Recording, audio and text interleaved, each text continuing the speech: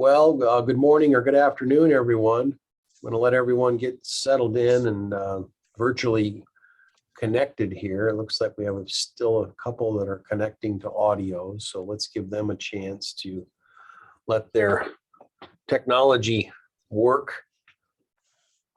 Great to see some familiar names and faces and some new names and faces joining us. Let's see, we have everybody. Yeah, looks like everybody's connected. Looks like Tamara's still getting connected there. Let me give everybody a chance. David Garcia is still connecting. Now he's in. That's great. We have disabled the the waiting room, so if folks join us a little later, they should be able to jump right in and be part of this presentation today. But it's great to see all of you on, and I want to welcome you to our December behavioral health webinar broadcast here at the American Indian Alaska Native Addiction Technology Transfer Center. My name is Steve Steiny. I'm one of the managers here for our program, and I'm really pleased to be with all of you today. I'm broadcasting to you live from the University of Iowa at our College of Public Health here on campus. It's finals week here, so it's campus is still pretty full, but by this time next week, we'll have the whole place to ourselves. Just great to see everyone, and really excited about today's presenter and the topic. The title of today's presentation is Keep Your Spirit Shining, taking back and carrying forward our cultural morals and values. We have a wonderful speaker here. We asked her to come back and join us again. Teresa Subril is here. She's coming to us from Wisconsin, upper Wisconsin area. We're happy to have her. I also have Jeff Ladolter, one of my colleagues, here on the call to help us monitor the chat and assist with any technical issues anyone's having. So hopefully you're hearing our broadcast loud and clear.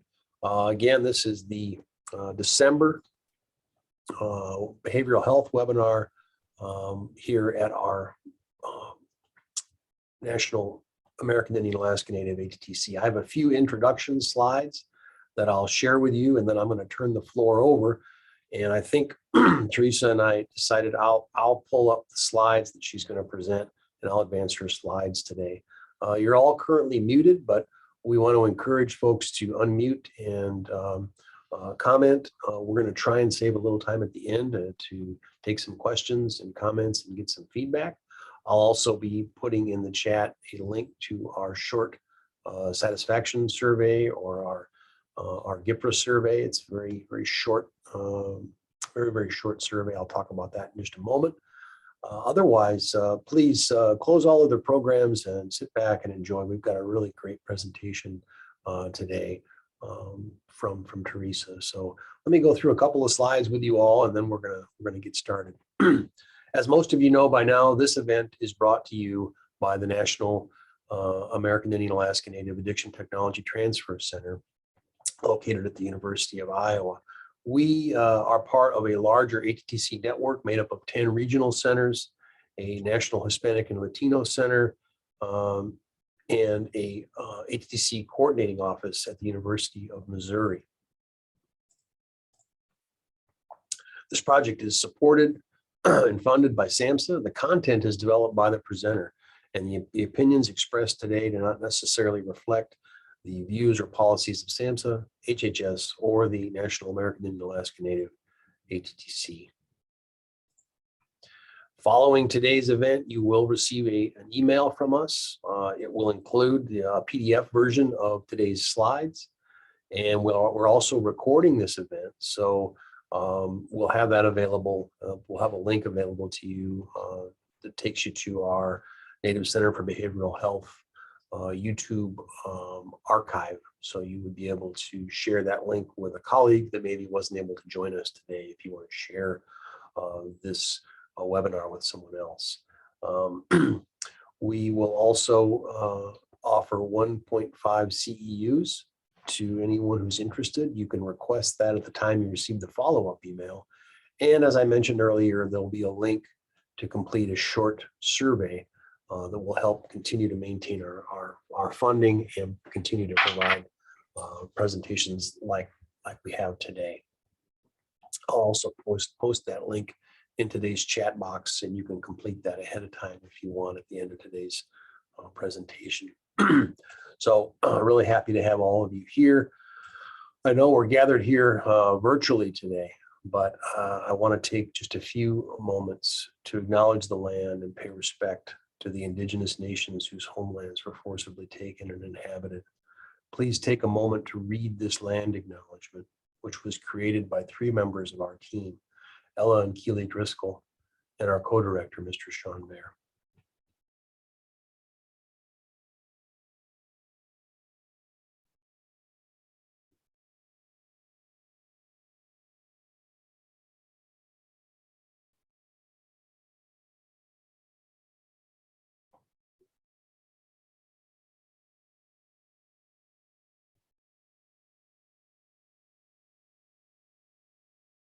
Thank you.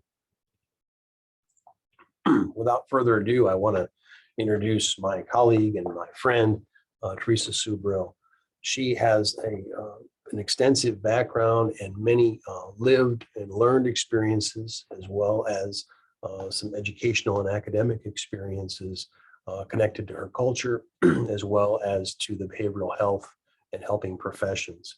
Just really happy to have her here with us today to share with you some really important information and to really take a little closer look at this idea of connecting and keeping your spirit alive and well. So really happy to have her here, and I want to introduce our speaker today, Teresa Subrill. So I'm going to pull down this set of slides.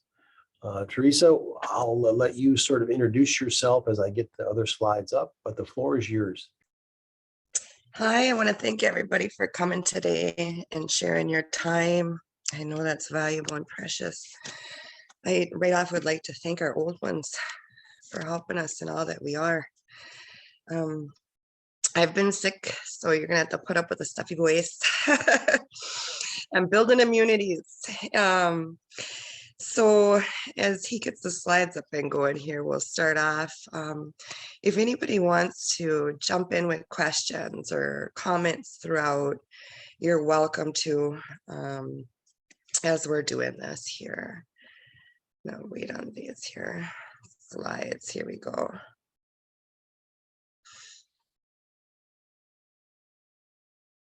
Oop, that's the last How does that look, Teresa? That looks good. Okay.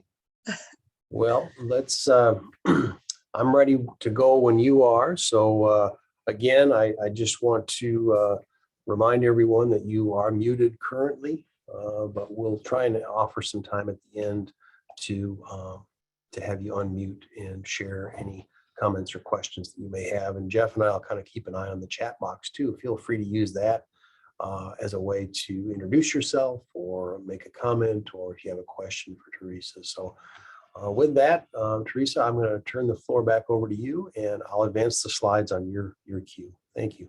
Okay, thank you. That one's the last slide, Steve, so we're going to start at the top.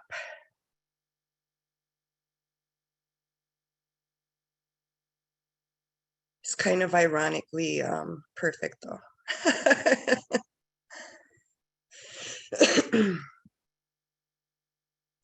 So I put a lot of resources in here, and I'm going to kind of talk over these slides today in hopes that you guys will have these slides as resources later to go over. And it's just to give you an idea of what's out there, and also kind of to support and show what I'm talking about. And this is also our way. It's letting our light shine so brightly that others can see their way out of the dark. It's part of our 7th generation prophecies. And it's also what we teach across the board, is to live by example. And if we could go to the next slide.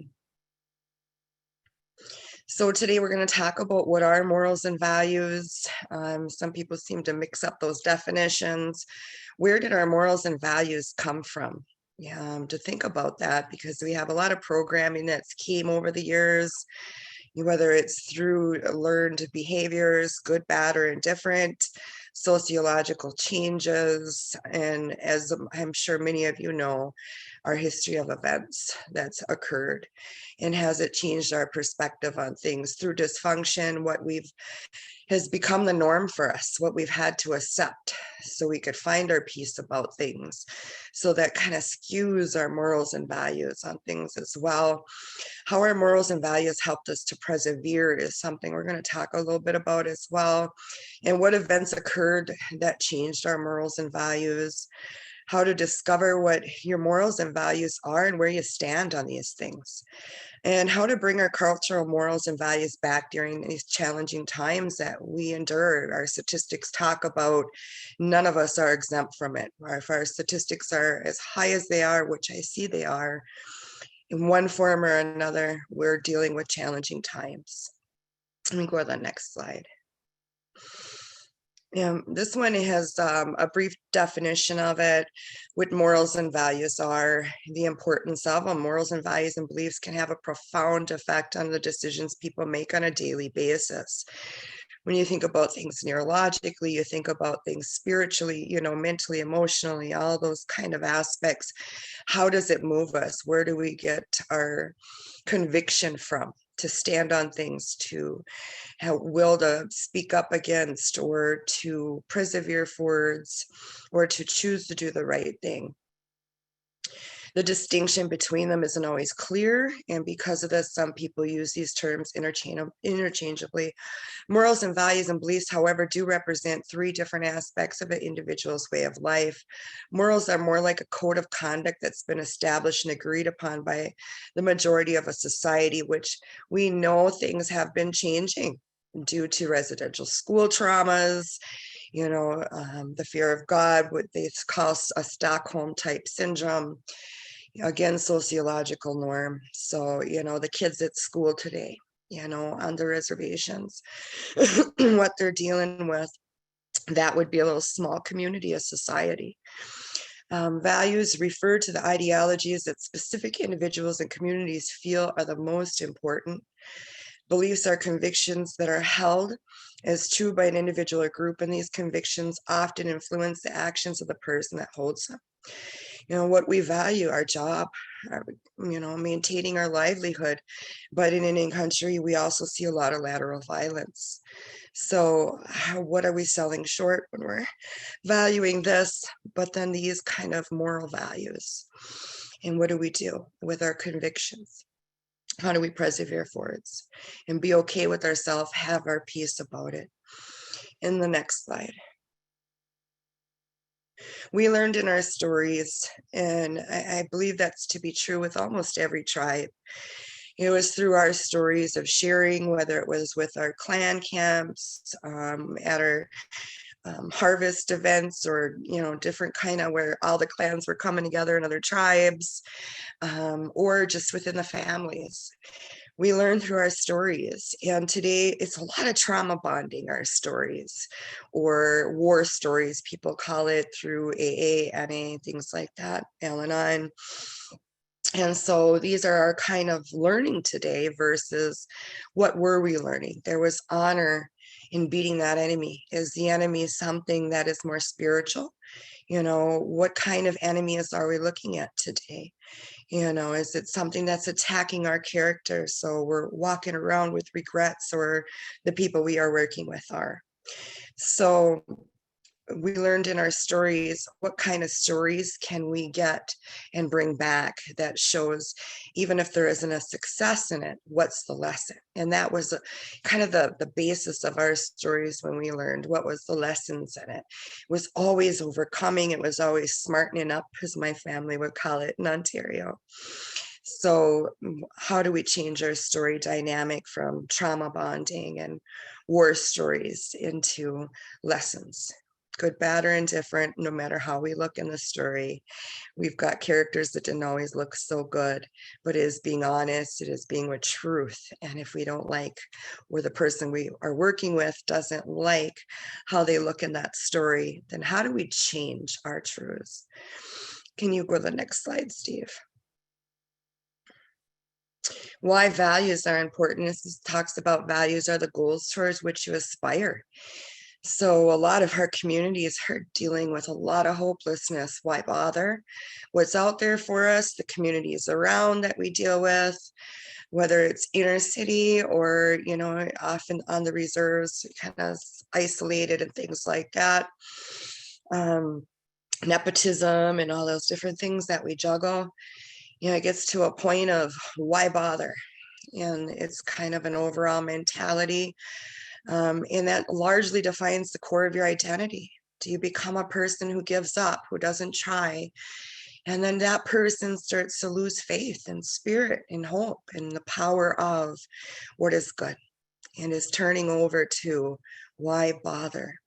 So more importantly, still they are the source of your motivation, as I was just kind of touching on.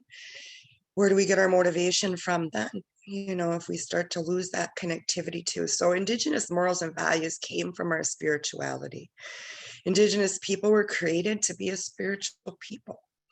So I know a lot often today, where is the science in that? Where is the proof in that? That isn't enough. But to get back, we can have that and move forward with that. This is something that comes from within. So it was through spirituality with the morals and values that kept Indigenous people in the seats, that helped us to persevere through all types of hard and good times. Can we move forward, Steve? Our cultural morals and values helped us to persevere.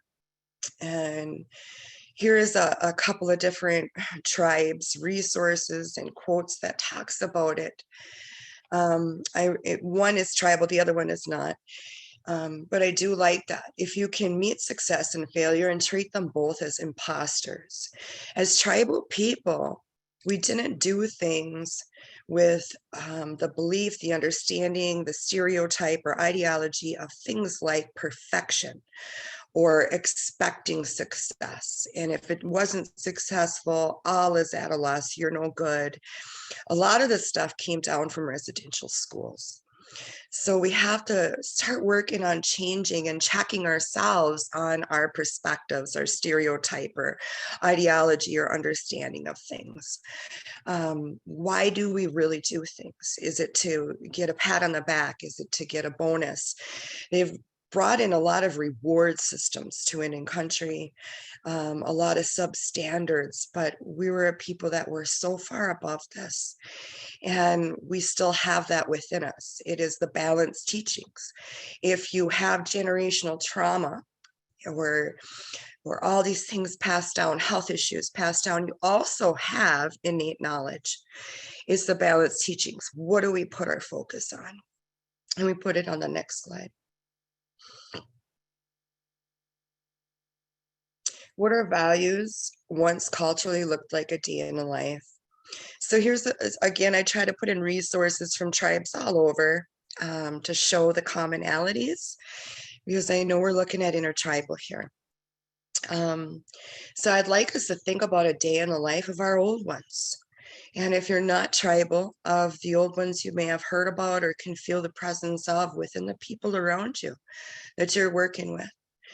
And to think about that we were spiritual people. So everything started with that new day, but we always dealt with the moment we have.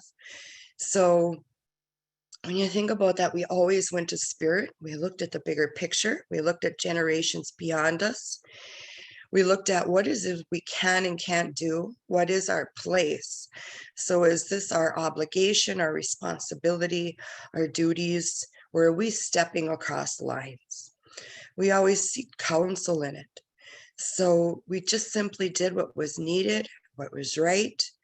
We knew that things started with self and with spirit. So we went to spirit, took care of self. If we took care of self, we could take care of our loved ones. We were now able. If we can take care of our loved ones, we could now take care of the community. What happens if we're taking care of the community and we're not taking care of self or our loved ones? Our thoughts are pulled here or our heart is pulled there. So we have our pieces and parts going like this and we're left with openings. If we could go on to the next slide.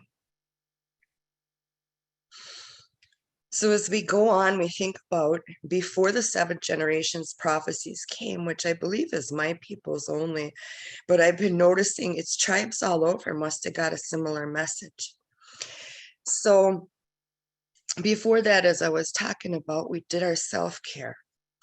This is a cultural, moral, and value to care for ourselves. Self-love is very important. Responsibility, being honest with self, having self-respect, all of these things that was beaten out of us, shamed into us, or with dysfunction lines brought over into caretaking for another, where the balance just keeps getting thrown off.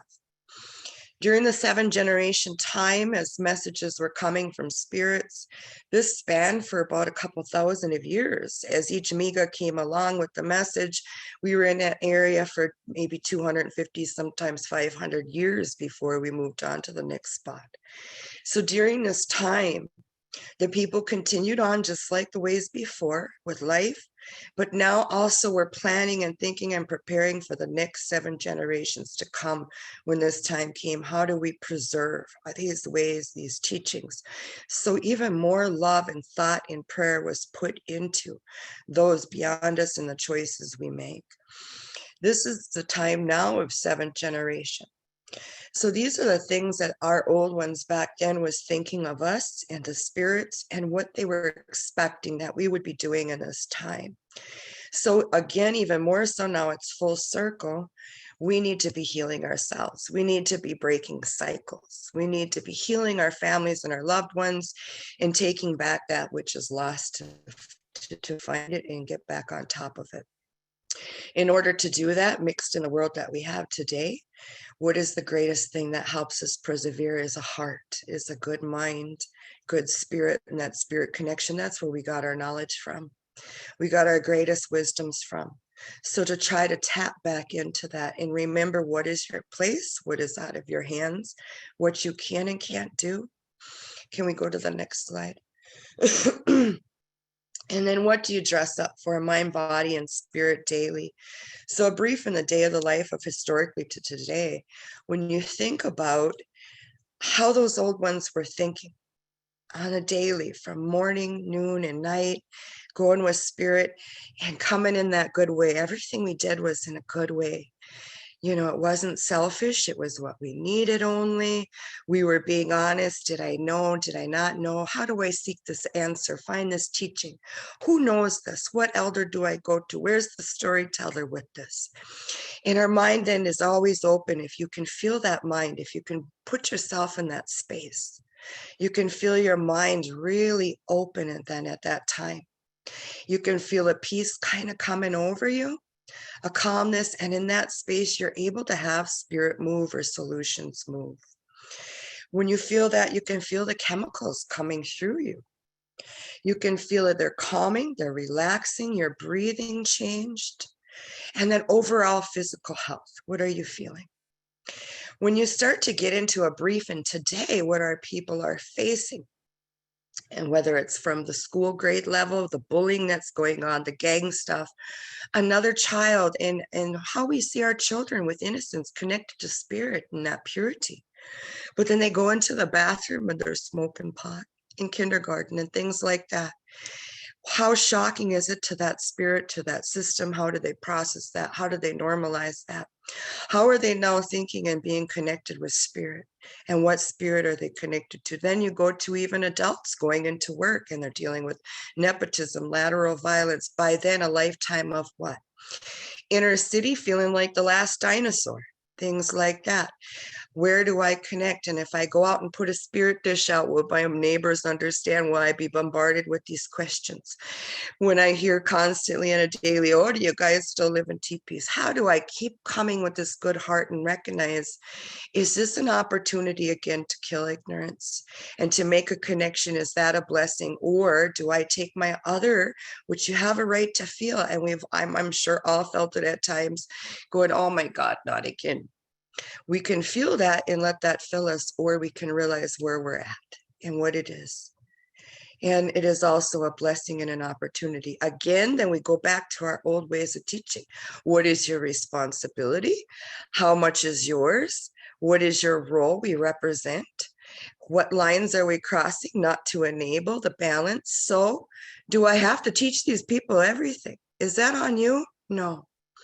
So you can walk with this good heart. You can share a little bit and represent, help to kill that ignorance, and remember, and in that aspect, you're able to connect with home. And then you can go on with your day. So to kind of have that assessment of what is really yours. It's not all yours. And then when you think about what we're dealing with today, so then when you get into that negative, yes, I have a right to feel this way, focus, your mind gets like this. The other day I dealt with an injustice, and I'm trying to help affect some changes. The immediate response, what? And you can feel your mind when injustice occurs, whether it's racism or whatever that's going on, systemic problem. And you can feel the narrowed focus. You can literally pinpoint the sections of the brain neurologically that are responding and thinking. You can feel now the emotions flooding you, and then our solutions coming. Is peace coming? Is your health now, your heart rate's going, causing problems? Or can we realize what time we're in? And that's what I had to do. Okay, refocus. This here is a blessing and an opportunity. I'm excited. They opened the door. This door needed to be open. Yes, it's an injustice, but it happened before me and it's going to happen after me. So is it personal? How do I persevere forwards? So what spirit am I going to go with on this? So again, in our ways, we always seen the opportunity for educating, for growth, and we shared with each other on these things. Can we go to the next slide? So this is, I know, I'm sure all of you guys could fill this up, and so could I. And if we do traditional morals and values of today versus yesterday's, like the slide, we could just really fill it up. But the balance teachings would also make it very simple for a mind mapping tool that you guys could do with groups or individuals, or even for yourself or your family. Use the balance teachings and not even look at the issues you're dealing with at hand, as it just to save, do it for fun. And we're going to put what our traditionals and morals and values look like on one side.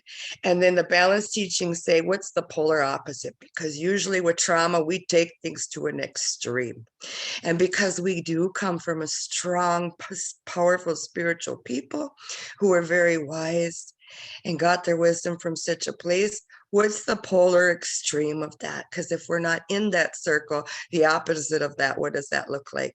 So the opposites, if you just start stating the opposites without saying what's going on in your community or family or what you're personally dealing with, and it'll start filling up. And I bet you could start looking at it and going, hey, that's right. Hey, that does fit. So where am I on this? So traditionally, ego was not a factor. And that it just wasn't about self. Self is about self-care. That was all that self was really about. Self getting to be was the blessing and the part. We enjoyed each other, truly being, but trying to be beyond yourself. You weren't being yourself. What is there to celebrate? Who are you? You can't be anybody else but yourself. Today, ego has become so present because it's been wounded. It's been told you're shame for being who you are, and all of these things have come down. It's been put on a spotlight. You're the token native in class, things like that, so you're again on the spotlight. We're sexualized. Again, we're on the spotlight. Our definition of self, we keep getting told, look here, look here, look here. And it's like getting the pinch, and we need to look as what is self and redefine what is self here. And what am I going to look at? What am I going to feed into? Our changes about it and how we respond to things has been pretty dysfunctional, like our loyalties. We have loyalties to our families that are dysfunctional, that traditionally, how would our old ones have handled that? Would they have said, you have family here now? And that's not your family. Yes, they gave you life. Yes, you can love them, but you're going to have to make some healthy boundaries depending on what the situation was, how it was handled, the severity of it. So we have this misplaced loyalty today. Everything progresses like with the circle and with day and night and seasons. Where has this progressed to? Gang mentalities, convict mentalities, and then turning on each other. If one starts to heal, grow, do better, they feel threatened.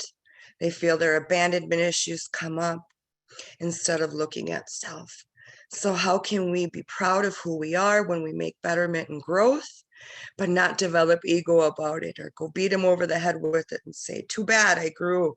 Either you support me or you don't. How can we carry on in this good and humble way and try to be that example and pave that path so that way it's easy for them, a good one for them, a peaceful one for them, a welcoming one for them to come into themselves if they choose it. Can we go on to the next slide? So taking our hearts back, this is something maybe to help each other, help with groups, help with individuals, or for ourselves to look at. Because of programming, we've got so much of it from TV yelling at us, commercials, songs on the radio. Songs are so powerful to us, especially as spiritual people. So what makes and keeps us alive is our fire. As an individual comes the inner circle of that individual, and all they impact as they move about through life. From there reaches our communities and our people, and our fire is lit again. Any other kind of form of character of our people, morals and values and responses and behaviors that isn't of us, isn't us, it isn't our fire. We start with defining what is our morals, what do we value, and what is our beliefs upon all of this. If you're unsure what your morals are about, think on what you're not about. So a lot of our people will say, I don't even know what I'm about. You know, I hear this and I know I don't, you know, and then, okay, so what are you not about? And then how does that look? How can you exhibit that in these different aspects of your life? Not just one, because our people have become very black and white. We come from a simplified way. I call it Creator made our life for us the textbook for dummies. He literally interconnected everything and said it's the circle teachings. So if you want a garden, who chums around with it? You want to make a craft, what do you need to go with it? He literally made it a textbook for dummies. Not that he was calling us dummies. I believe he just loved us greatly and knew there will come times you're going to have hardships, and it is the flow of things and the laws of the universe and how everything is interconnected. So what are you not about? And not look at the black and white. The opposite of simplified in our traditional ways today has become the toxic, dysfunctional black and white. But things are never black and white for us. So to ask them that, look at our abilities to carry this into all aspects of our life. So is that, do you have the ability to do that? If you don't, how come? Because my spouse is, or my kids are, or my siblings, if it's a kid, you know, growing up with, is dysfunctional. I got to go home to mom and dad like this. You know, auntie and uncle's over all the time and they're friends, and this is how it is. All right, so how can you carry and what can you carry to carry this forward? And then look at healthy boundaries to protect our hearts, mind, bodies, and spirits. How can we make these healthy boundaries when we're living in and amongst and around it? And it may just protect the heart. Okay, but let's make it a healthy one, not a wall or a shield or firing back. We're ready to scrap in Indian country. We had a fight in us, but let's make it a good fight. What's a healthy fight look like? So how do we also protect the mind? How do we protect our spirits? If we're not doing it in a good way, it's not protecting the spirit. So if we go back and forth on it, does all of these things work with each other? then this may be a good, healthy boundary to start with. Indian country is known to give you some responses that you thought you had a great boundary and this is going to work. And then you're blown away. So how do we step back, relook at this? Okay, now we can handle this and we can go through this day and still be who I am, where I can look at spirit and I have got my peace. So by letting go of our generational learned behaviors and perspectives, we can reconnect to our spirit memories from within. So we have that innate knowledge, but we also have spirit memory, our true morals and values, our true wishes of how we would like life to have been, to bring true self back in life as spirit created us before our traumas or our dysfunction. And a lot of us have experienced traumas and dysfunction from such a young age that it is hard to remember, maybe next to impossible to remember. So then look at our children or our nieces or our nephews or our grandchildren, and we can see it in them. Our 7th generation prophecy spoke about something towards that effect, that we would go to the old ones and look for the teachings, and they wouldn't have them in that time. So we looked to the children and it was in them. They were born with the old one's spirits. So we can always look around us, and we always did in our teachings. Our teachers are everywhere. So in order to bring us back and know what it is before it, because trauma changes our perspectives on things. And it's wonderful. It's there to help protect us. But do we still need to be protected? Do we need that kind of protection? Do we want trauma running our life, or do we want our spirit connection to be free of that? Trauma brings a heaviness. Spirit is uplifting. So trauma response, like I was just saying, it affects one's perspective, but then your attitude towards things as well. So when you're guarded, what is your attitude? How are you going to respond? You're tired of the injustice or you're tired of the abuse. And so how are you going to respond? And then how is that connecting with spirit, in a good way, where you're uplifted, where your health is coming and you can actually better handle the situations, or realize, you know what, this isn't even mine to handle. One is negative and the other is positive. This impacts our morals and our values and our character, which in turn becomes the spirit of the family and the people, depending on how widespread. So we have our daily mind, body, and spirit preparations, traditional verses today. We had storytelling. These are just some examples to help us remember. Gathering camps, harvest camps, games. Today we have hardship encounters. We have expected toxic behaviors and responses. And so even if like you're working in these fields, you kind of expect these responses as you're dealing with things. To learn and come with that good heart, mind, and spirit either way helps to take back, because you're going to get what you're going to get either way, right? So this is what you get to come with is for you. Can we go to the next slide, Steve? So here's a good one to start asking a self, individuals, groups, however you're using this. How does compassion for self look? And define that. If you're working with groups or individuals or even yourself, to try to take a look at your answers later and go, that's interesting. Why did I only see that? Why did I respond that way? It might help mind map for you what it is that you're missing and needing to work on, a little more self-love somewhere. Or did I never have it? Did I never see it? Would I like to? Then maybe I should bring it and I'll be the light of it. And I'll love carrying that gift. Respect for self. And what is your loyalty to? Can you respect self or be loyal to whatever, whoever, and still stand by dysfunctions? Are you able to do both? Can you really balance that out? Or does one spill into the other and impact it? And to try to observe that and notice where it does. Now take those same questions and think about, how would it look for your loved ones? How would you think compassion for self should look for your sister or your brother, no matter how old they are? How it should look for your neighbor, how it should look for your children, your nieces and nephews, your siblings.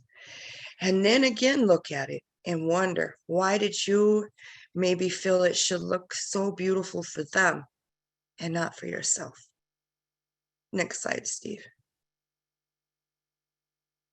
So this is just a generalized, I know I got it a little bit, my tribal and Anishinaabic on here with the eagle feather, the strawberries, the thunders, and the fire.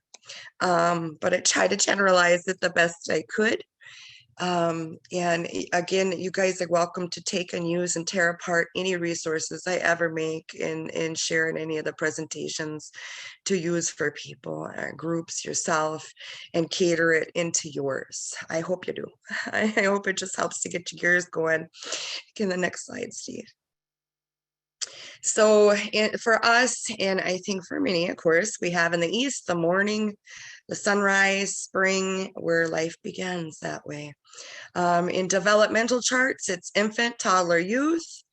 And from womb, if you're doing that kind of development, this is where spirit starts to enter. And we have that northeast spirit door there. And as you go around clockwise, like the sun around the earth, we have then afternoon, the south, the grandmother's summer, and then developmental chart, we have young adult to adult. And from the womb, so the developmental womb chart, so here first the spirit enters, then body to the inner world. And as we go from the womb, it's the heart and mind starts to develop, and as we go on. So the next slide, Steve, I think you guys get the gist of it. So because we always do start with the morning, that's how the earth and everything is. But because today it's afternoon, you have tonight, we have the moment before us. So why wait till tomorrow? In our ways, we took that moment before us. And every moment is a blessing. So this is where you have tonight. At nighttime, creation is seen. So we're going to go over a brief checklist moving through the circle at night before rest. I'm just going to kind of zip through a lot of these slides because this is for you to look over later. This is also a very basic, generic kind of, because each tribe is going to be more unique and then per your needs as well. You might have this beautiful love teaching that you do with spirit in the morning that I don't know about or others don't know about, but you do. So get it in there. And so as we're going through this, you think about, this is for self again, family, and then the people. So the outer world or world around us is also nighttime. So in the birth, when you're thinking about the womb and creation, it's that inner world you're in the sac, in the belly, and that. So then when you're born, you're coming into that outer world at the very end, right? In the world around you, you're starting to experience. So that's why I put that there. So at night, we do go to spirit. We wonder what is creator's will or teachings about.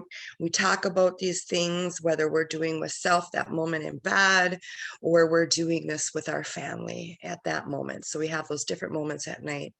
To let go of the day, we take stock in our lessons. How do we let go of the day? In Indian country, we are going to bed with heavy stuff. A lot of us are having trouble sleeping because of it, or just out cold because of it. We can't wait to shut our eyes. So again, the polar extremes. And make plans for our tomorrow, see our opportunities. Traditionally, that's what we are always doing, thinking about our tomorrow. So if you go back to a day in the life, tomorrow we are what? Are we planting harvest, getting our garden going? Are we going to see who at this camp from that clan that we haven't got to see in how long? And so our hearts and our minds, when you think about it again, if you can feel that moment, that memory, how vast and open is that mind and that heart in that room for spirit to flow through? How healthy is your body feeling? What kind of peace do you have? And then you think about today and it's bam, and what we're thinking about our tomorrow, whether it's a youth or who.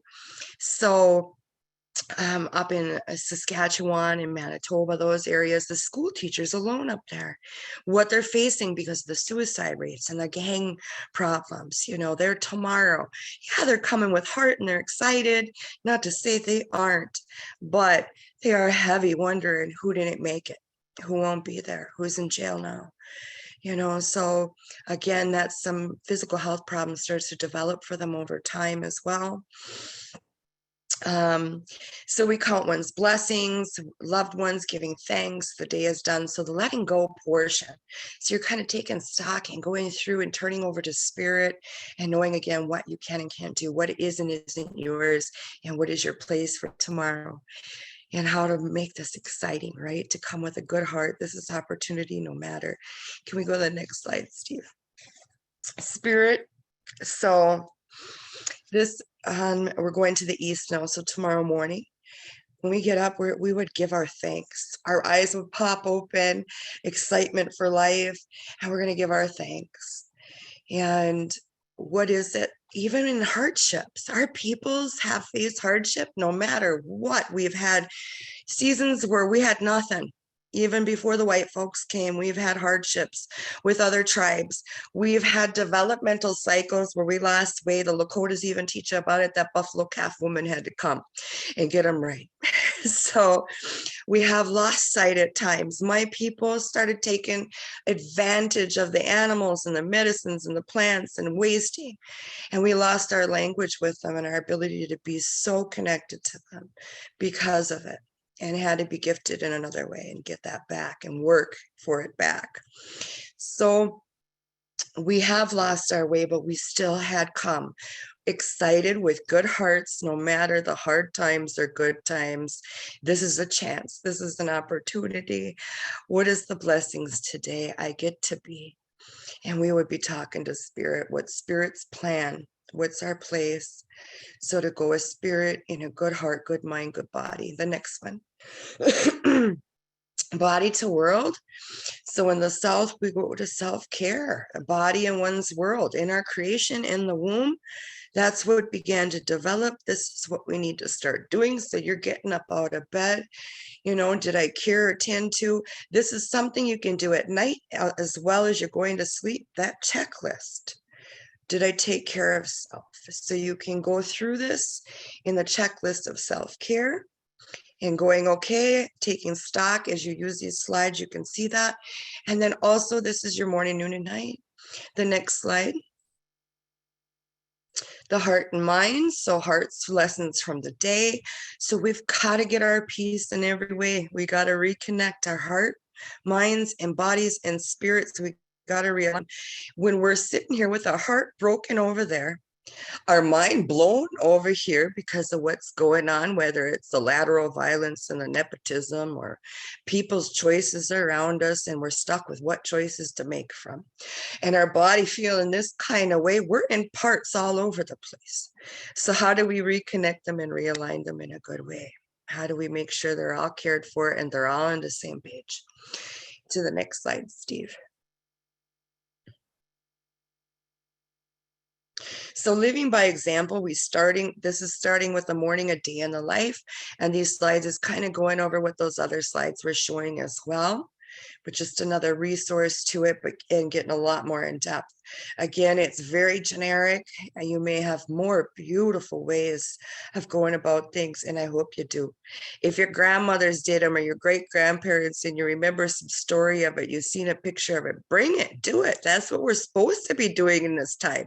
Just because you never did it, why not? Bring it, do it, make it a part of.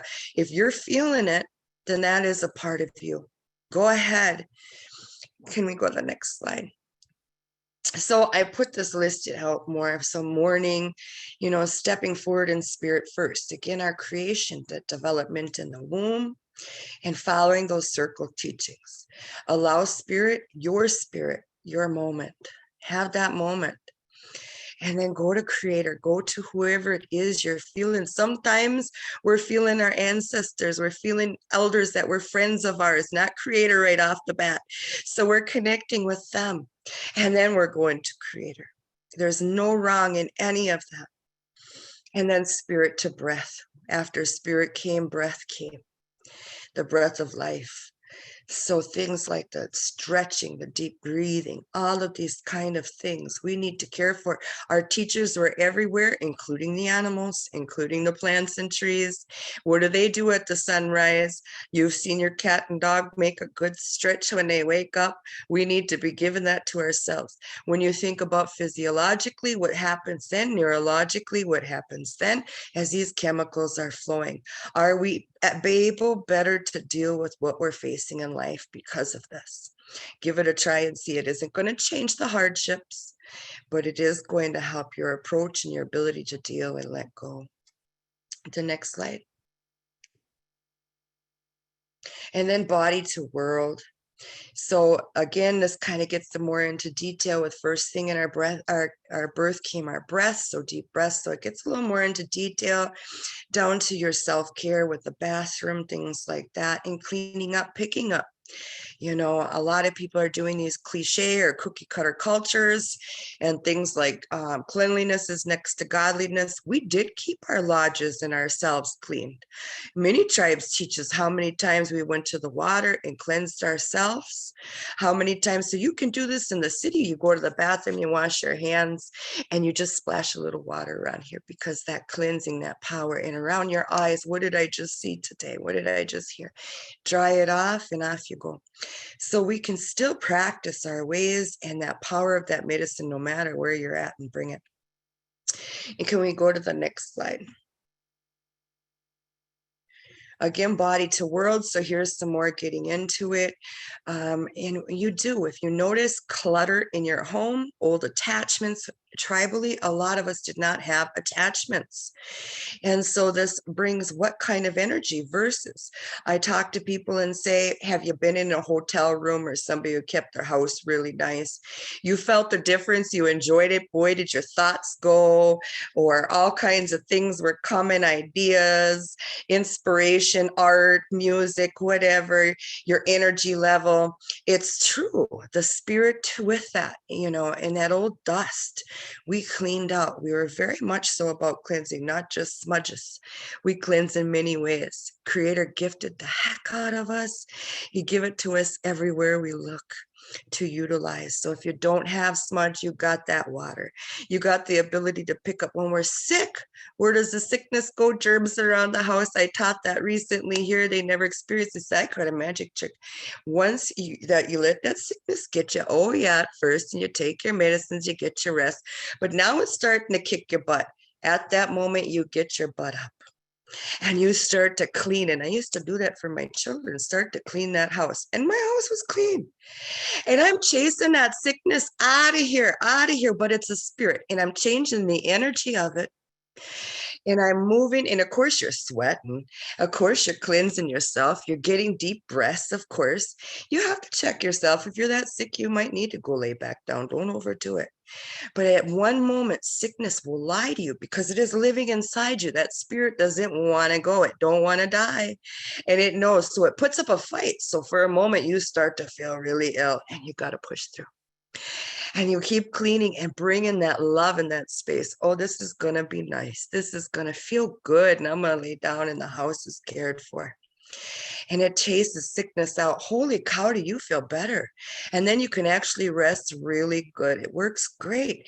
And these were our teachings. We didn't just come in and smudge. We came in and cleaned that place up. We organized. And even after the white folks came, if you guys had elder friends from not too long ago, you remember that when somebody got sick, what did they do? They just came in and came in your door, pushed their little ways in. They brought fish soup or some deer bone broth soup or something. And they started cooking on your stove, started picking up your house, started washing your blankets, you know. And so how did we smudge? As soon as they knew you were going to rest, now they use the smudge button. Now they come in with that smudge over that spirit because you're going to rest now. And so spirit will take care of spirit because you're not awake to be taking care of spirit and body. You're rested. Can we go on to the next slide? So heart, mind, and or mindfulness. And this gets to the point of getting ready to step out your door. Gosh knows we got so much to face. So you could be doing really good connecting to spirit, making your home a great space, having a great morning, great breakfast. But the reality of what you or your kids or the people you're working with is about to face and deal with, gosh, it hits hard. Or you're going into that racist court or whatever it is we're dealing with, the ignorance in the inner city, and you're away from all of your cultural items that just fills your space with such a medicine, such a spirit, but now you're out in it. So it can all of a sudden hit you. You think you got it, but all of a sudden you don't. And so this is how we can recheck in, reconnect, get ourselves ready. Once again, check our place with it. Don't let fear override. Don't let overwhelming override. Don't let hopelessness override us and blind us, these chemicals, these emotions, these thoughts, and how we can rebalance and reground ourselves and refocus. Next slide, Steve. And then the world around us, now you're out in it. So how we can carry through this, going through this. And again, no matter what we do, if you stop to think about it or ask the ones you're working with, is these things going to be occurring no matter how I respond, no matter what I do? Is this going to be occurring? Will it get worse if I respond these kind of ways? And will I feel good about myself in the end? Is that something I'm going to be proud of or have more regrets with? So you can't change the outcome of what you're dealing with or the day. You can contribute to it, but in a negative way. Positive you can add, but what they do with it is on their own. But with a lot of trauma response in Indian country, your odds are you have more power over feeding the negative than you do the positive. So this is for you. This is for you. And living by example, your connection to spirit. And you have this good connection to spirit. Spirit is with you where you are. And more of us are doing this, the more light we are bringing in and around us. And that will change things. That will change the dynamic ultimately. And we do think about the bigger picture, but we never do things for the benefit of the outcome or an expected outcome. We do things simply because it's right and it's good. This is what we want. These are our choices. So you do this because you choose it. That's it. And what comes of it comes of it. The next slide, Steve. So examples of some morals. Again, I'm going to have a bunch of slides here coming up now with all kinds of resources, like I said, for you. And so that way you could see across the board, but also just to get ideas going, because a lot of our youth today, even adults and elderly, will say, geez, I don't know. And they're going to spit off a lot of the basic textbook ones, the same like grandfather teaching, same whatever, and so this will help maybe get their gears going and go, hey, wait a minute, or what does that word mean? And so the definition will help to open up. Let's define things.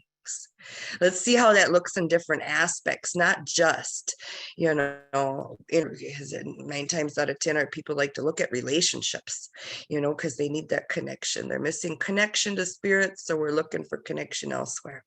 And so what do we have to say in AODA? No relationship for how long? Because that's, it's been historically the first thing they're doing and looking for, the relationship high and a good deflection. And love is good, but we got to learn to love ourselves. Next slide, Steve. So these are some examples of ethics. Again, this is the principles that govern the conduct of an individual. The characters, the conduct of our people really has changed. I was raised around the elders, from my about 19 on, I did my growing up around them. And in my younger years, inner city. And so, when you look at the conduct of the people, right away when you come in, how I used to be. I would take care. I'd be putting on a pot of tea. I would be, medicine tea, traditional teas, things like that, cooking food, tending to making sure you're comfortable. Do they need a blanket? Things like that. How I would care for it. Today, it gets turned into, you got hots for that one? Or jealousies, or what does she want? She's too nice. I can't trust her. Oh, that's awkward. Nobody ever. I'm fine, or taken advantage of. That means an open door. You're just going to come in. And so because of where we're at today, this is now changing how we can behave unless somebody is there to say, hey, this is how we are as a people. And this is just, simply what we're doing. We're caring for our guests. We're caring for each other, your family. We always tended to each other. And this is what we do. And if you have nothing, you have something. And this is how we do that. So nobody's without. Okay, the next slide, Steve. And now here's a little video, and I'm not going to play any of these videos today, but again, it's just to show there's all kinds of stuff out there to have fun with, to use, or to do. People, whether you're working with individuals or groups, and this one's kind of cute. They all learn in different ways, but the majority of our people, when you think about how we learned, was first with stories, so auditory. Our storytellers were moving their arms and hands around and hopping and whatever, making like the characters of the stories. And so we learned with that visual learning, and the stories kept being retold as we now are going to go out and say harvest or play the game. The story got told again, or another part of the story. All of this began with prayer first and going to spirit, tobacco, asima, naknama, knik, whatever it is you use. And so we would come first with that. So again, spirit first, coming in that good way and wanting what from it, expecting what from it, or hoping what from it, what goods. This is going to help me help what, or, be the best hunter, be the best. So our people aren't without. It isn't ego of being the best. It was our people won't suffer. And then next slide, Steve.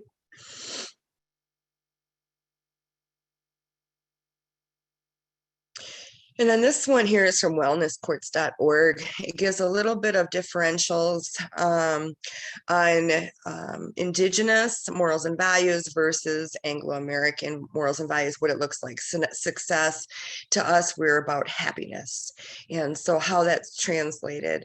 I can't say this is totally true across the board. Like Steve had said, not to throw him under the bus, we've also gotten to be friends, and he is not this way. I don't believe one bit. I believe it's more about the happiness than success.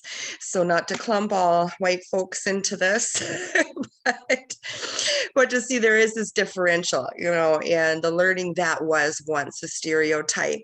And so we're looking at our parents, our grandparents, who were taught by what, passed down. So a lot of morals and values and perspectives have changed, because back then, and it is a very much so a white perspective of success was about what, and that would make you happy.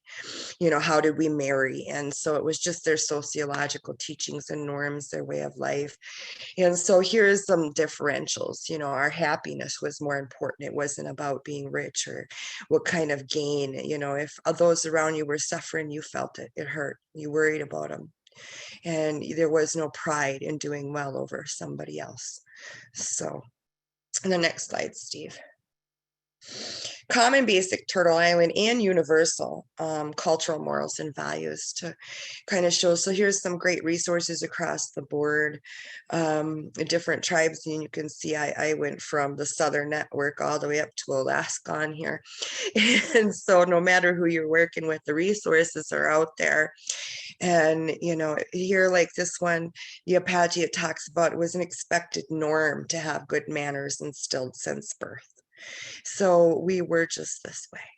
And so is this a part of who you are? And what does good manners look like? Good manners in what worlds? What little inner circles and outer circles? How do we exhibit that? And can we have good manners at home, but then go into those communities after reserve and act like what in Walmart? So how do we carry these good manners forwards? Next slide, Steve. No, this, I'm not going to play these either. This is a Dene. Some people call him Navajo Elder. He's got some great videos on YouTube to check out, and he covers it, I think, really well. And I enjoy his stuff because even with my tribes, the Menominee and Anishinaabe, a lot of what he talks about, we have commonalities in. So I really like what he has to say. I don't know him personally to tell you, if he's a resource to go to bring into your community. I don't know the guy like that, but I do really like what he shares. It's some great videos. You can look him up. He's got all kinds of things that are helpful, from relationships and on. But this one is talking about fundamental law and the laws of nature. So morals and values are basics. Next slide, Steve. Another one of his, this is, I think, part 2. Another one. Next slide, Steve. And then going on, yeah, morals and values, resources. So now we're just going to hit a whole lot of resources here. And a lot of it I'm going to start having here for you. You'll see is there's mental health ones, behavioral health, psych resources. And then there's also a lot of tribal as well. For me, it's tribal first, and then your science is next. And we can see where science is backing so much of ours. And so I'll put that up on here for you, showing you that. Spirituality and mental health, and this one's from nih.gov. The benefits are also seen. I added the story of Ruby Bridges. I don't know if you saw that. And it's about the first Black kids that were going to be integrated in schools in the South.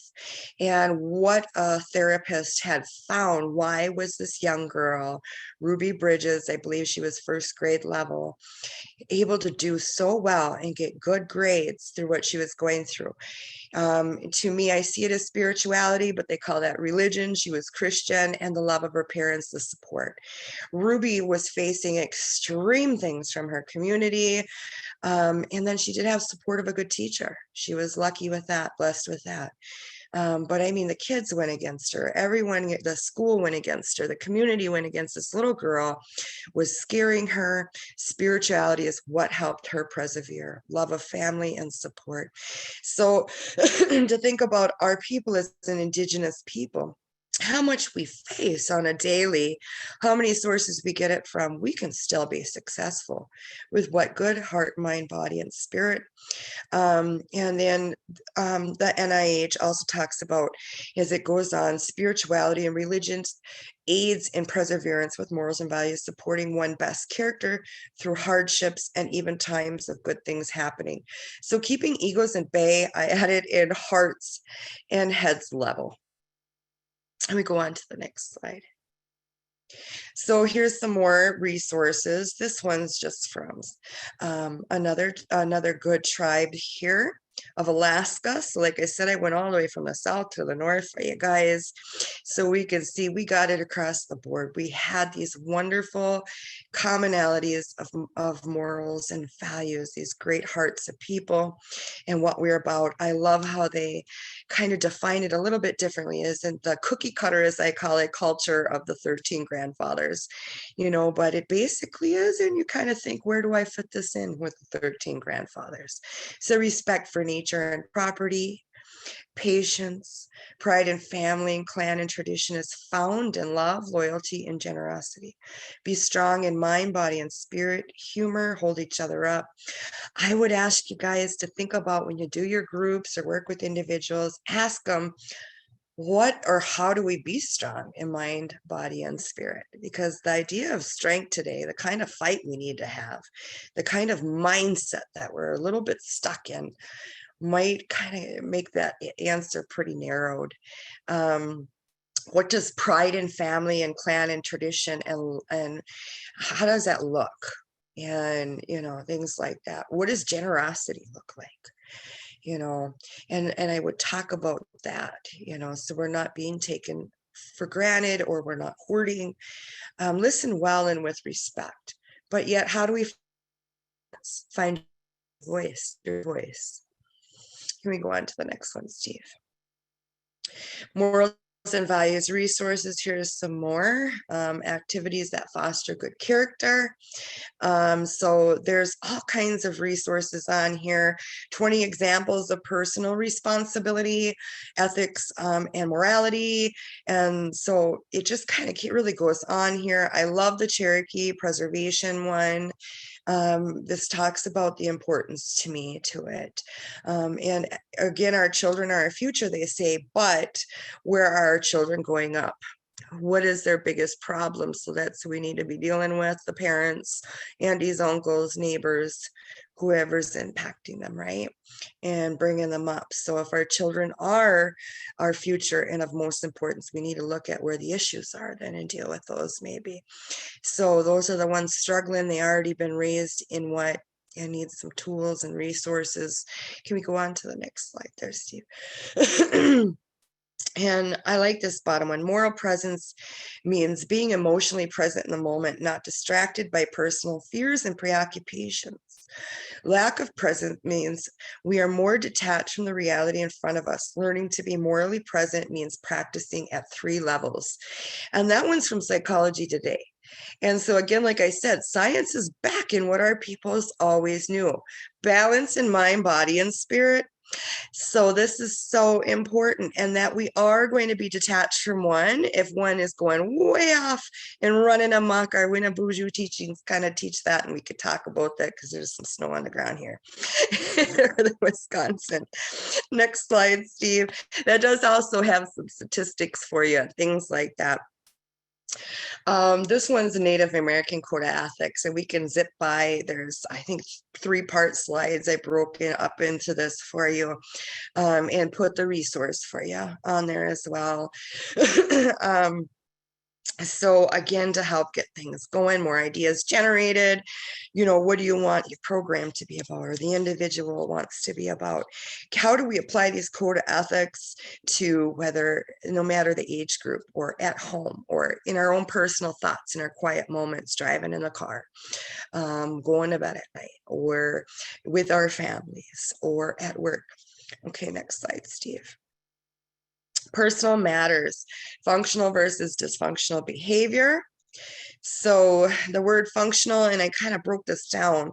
I think Indian countries really gotten stereotypes for everything now. And we are getting blinded by those stereotypes. We're not looking deeper. And so to start thinking about what do things mean and asking ourselves again, the word functional means that something works well. Its various parts interact effectively to complete a specific task. I've had some olders today tell me, hey, them are good guys over there because at least they got a job and they got a place, even though they threw their kids away, even though they this or that, or aren't participating in this or that. Now, our old ones, if they came and showed up, would our old ones say that's a good mom or a good dad? Or would they be wondering why they're not there? So today we have this definition of functional that says, hey, that's functional, that's good. But back in the day, would we say that's good? And then ask that child today who's feeling abandoned because where's mom or where's dad? How come they're not at school? Is it really functional? So on to the next slide. Healthy versus dysfunctional family roles. So we went from the individual, now we're going into family roles, because we've normalized so much what happened to grandma and her relationships, because her parents went through what and they were trying to cope with what, and down the line now our parents grew up with what, and so now it just is what it is, but we're doing better, and that's great.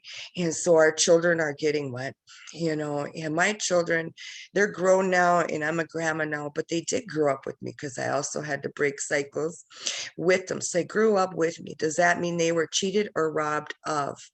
Yeah, that's great. I grew up and I made things better for them. But what should have been for them was for me to be right in myself. Healed is what I mean by that, by right.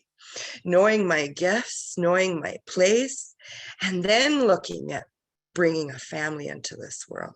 That's what's ideal. That's what Creator intended, this beautiful support, this beautiful place for our children. But this is what they got. So healthy versus dysfunctional family roles, because what kind of roles did they take on with growing up with them, right? The next slide. And this one continues on a little bit more with some more resources. We do have such caretaker roles, and I think a lot of that's where our loyalty spills over into. Where you got to take care of them. Well, you're doing better in your life and you broke that, you're the strong one, so you got to go over there and take care of this one, and things like that. So again, we need to think about healthy versus dysfunctional family roles. What is our place in that, and what really is ours in our ways and in our teachings and spirituality? What is ours, and what will we have our peace in? Because at the end of the day, we got to make our peace with it. We deal with a lot of death in country, whether it's suicide, overdose, domestic violence. And if we didn't cross that line and be that caretaker, is this our fault? Could I have done more? Things like that. So we have to be able to make our peace ultimately, and what is and isn't ours, and how we can be the best version of ourselves and make that healthy space. So maybe say, hey, I got the healthy space, now you got the safe spot, but this is the boundary. This is what that safe spot's going to allow in it and not. Next slide, Steve. What makes a family functional versus dysfunctional? And I thought this was kind of fun with the respect, emotional safe environment, this little checklist to go down, accountability and apology, how that looks. I think that's also interesting, this apology. In my tribal ways, we didn't have a word for sorry. We didn't really have a word for thank you. We didn't have a word for bye. So, we didn't even have the word for please. We weren't beggars. If it didn't come freely or from spirit, then we didn't want it, we didn't take it. The word for thank you we didn't have. This is new. We showed our gratitude. We showed this is good because. And then that gave them this, and now they're thinking of you, and they got this abundance in their harvest because they remembered. And this is good. This is good, that story. Again, we share the stories. So that's how we see thank you. So do we have an apology? Do we have an I'm sorry? Yeah, there's power in words, but it was changed behavior. It was, again, the story, what I did, the lesson in it, and how they're going to go about to change it, that vow, that promise they made. And then we carried forth, and we held each other accountable to that. And there was consequence. But that is how we ever wanted, was for the flow of life to restore, the balance to come back. So this is how, and you didn't have to accept it, and that was respected. Okay, then the next slide, Steve.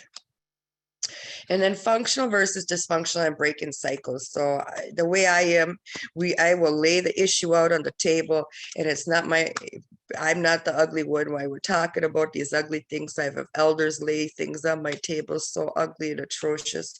Our atrocities we go through it in country over the years. But I always want to talk about the solution, not just the problem. Let's find ways. There's a way. This is the people we come from, right? We were always about what's the lesson in it, what's the way. So here's some resources anyway. And again, it's just to get your gears going. Once you start putting them in, things start popping up. So what works for you may not work for an individual you're working with or a group you're working with. So to keep looking at the different resources out there, there's some great stuff. I really prefer our cultural first, spirituality first, but some of our people are kind of stuck in places where they're so programmed to have that phone and read it on the internet. So give me a source, give me a link, let me see it with my eyes that way. And so, okay, here you go. There's all kinds of stuff, and here's some great stuff that might work great for them. The next slide, Steve. And here's some more break-in cycles. I love the 10 brain health principles that will change everything in your life. I am not Christian, and my dad was a residential school survivor in Ontario.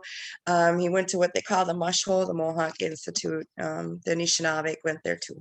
And so I know it says Amen clinics, but not all Christian stuff is bad. I don't want to be shutting it all out just because my dad was a residential school survivor. So that is actually a really great resource. I like some of their stuff. And some of our people do choose to go Christian ways. So there is some resources there out there for them that are pretty good. It isn't putting fear of God or whatever kind of stuff in it. It is just simply good stuff, good truths, common truths that we can go, you know what, that's ours too. The next one.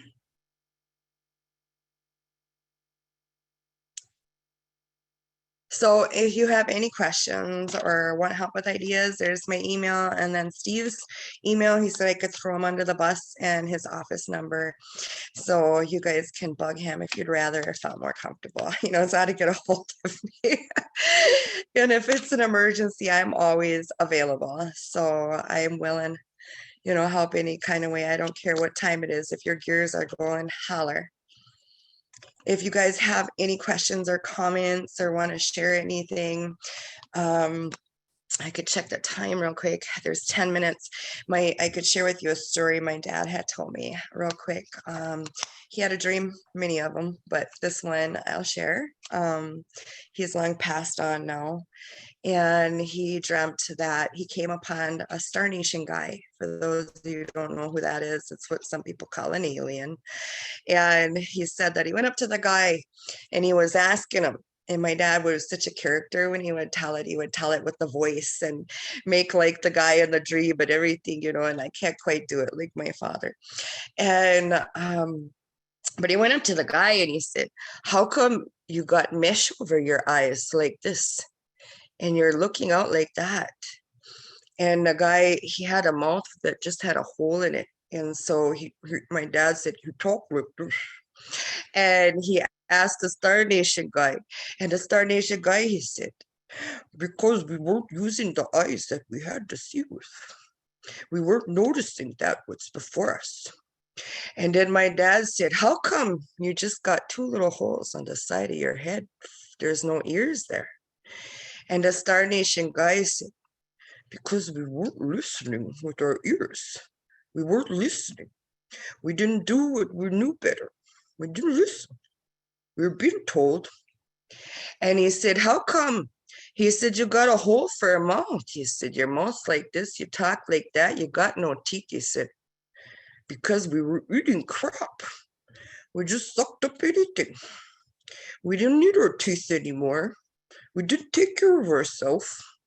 And he said, how come you don't got a nose anymore? He said, because we couldn't smell what was in front of our faces. We weren't using our nose. So we lost our gifts, he said. We lost our blessings. We weren't using them and we took them for granted. So I thought I'd share that because our blessings, our morals, our values, our no bitters, they are instilled within us. We're given our own eyes. We're given critical thinking. We're given our own ears. And we're given our own voices to use. We got to watch our diets. That's medicine, that food we take in. It helps us to connect with that good spirit. It helps us to connect to our old ones when we eat right. It changes our chemistry, which can induce things like depression and other illnesses, diabetes, and all of that our families suffer from. We have such high rates, and we can get out there and we can get back to it. We can carry forward no matter what's going on. And when you're walking through the muck, you're going to get muck on you. And our communities are mucky. Our statistics say that. So it's okay. But we have all these tools to cleanse. We have all these tools to cleanse. Well, Teresa, I just want to say thank you again so much. I know you're not feeling well, so I really appreciate you rising to the occasion and sharing some of your knowledge. And I know you worked very hard to gather resources for everyone. And we will include these links in the PDF format that we'll send out to all of you in a follow-up email. We've got a little under 10 minutes left. I want to open the floor now to anyone that has a question or comment for Teresa. We have a lot of comments in the chat, but I want to open the floor now to the audience.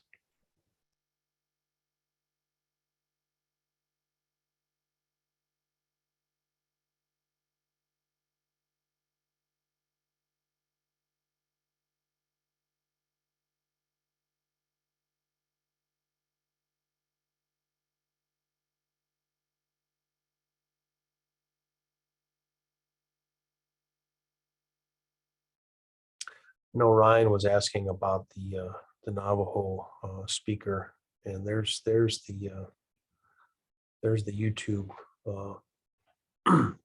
link, Ryan, and we'll have this in the email as well. Oh, I see somebody had said, Felicia said she believes Amen Clinics was named after the founder's last name, so it might not even be Christian.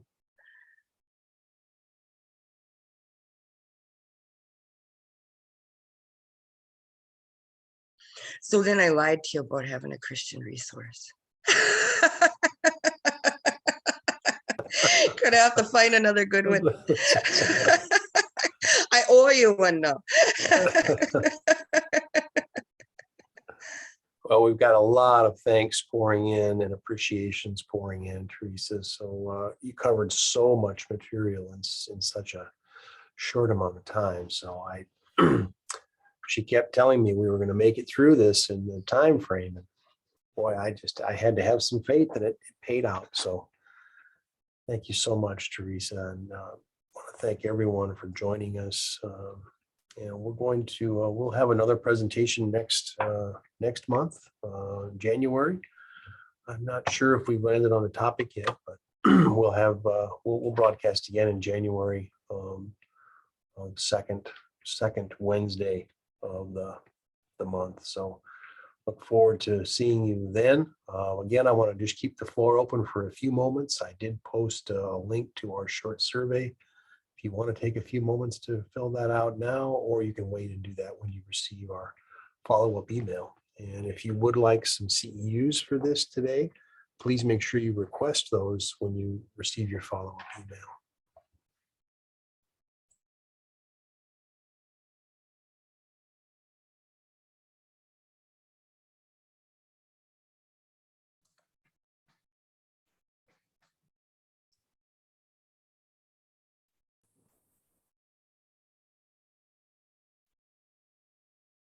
Nobody's going to say anything. I'm going to say, Teresa, that was awesome. Thank you very much. Oh, me gwitch women. And I would like to say to all of you folks who do a lot of treatment too, don't forget to not get burnt out. I was doing it for 23 years and I realized I was burnt out and I had to quit. So I'm no longer doing treatment. I'm just doing prevention, which is where my heart is anyway. So do what you need to do for yourself and don't forget that, because it'll eat at you and it'll get to you. So thank you again, Teresa. Me gwitch, I always am praying on it, so I can't take credit. I'm always going to the old ones, going to spirit. I'll go to the woods, I'll go to places and say, what is it you would like out there today? How would you like it worded? Because it's their stories. It's their truths, their beautiful truths that they wanted us to have and remember, you know, and to get back. So we can carry forward in this way, no matter where we're at. And you're right, the balance in it, there's always another avenue. Whether it's working in treatment or prevention, there's another avenue to recheck your heart. Burnout doesn't mean your heart isn't still in. So to look at, okay, why am I still going forwards? My heart's still in. What is it I can do? Well, I'm tired of, with the treatment facing this, I wish it could be stopped. That's prevention. Wish we could put a stop to this.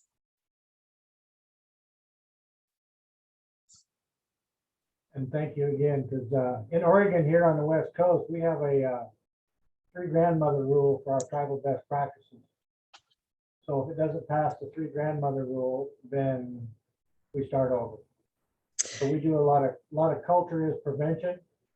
So we teach a lot of culture. I do the canoe journey, canoe protocol, hitting of the canoe program. So it's pretty awesome stuff. But we're from a canoe culture, so it's and we're potlatch society instead of powwow society. So there's a difference between West Coast, East Coast, all that stuff. So pretty awesome though, all this stuff. Thank you. My father, he passed away in Oregon. He's from Ontario area. And he went there to help heal an autistic girl. and work with the Umatilla people. And he built a place up in Northeast Oregon, and that's where he ended up passing away. The elders told him for all them years, don't go to the western door, it'll be your death. But he gave it anyway to go and help, and at his end. And he really loved the people out there. And that's it. We're all helpers. Mhm.